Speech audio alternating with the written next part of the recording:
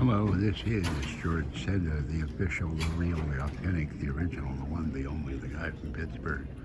And I'm in the conference room where there's a lecture on drones and UAPs and UFOs being seen. And just want to show you how many people are in here. Now they're taking a 10-minute break, so quite a lot of people outside. You can hear by the noise level. And it's interesting. So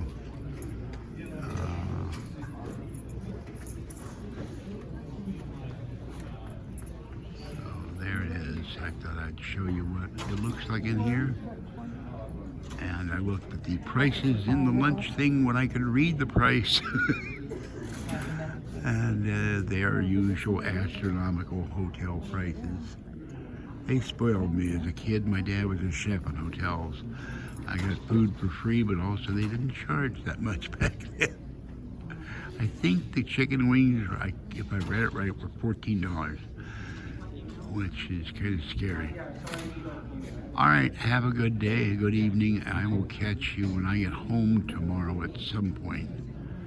And watch the skies. This is George Senda, the guy from Pittsburgh. Bye-bye for now.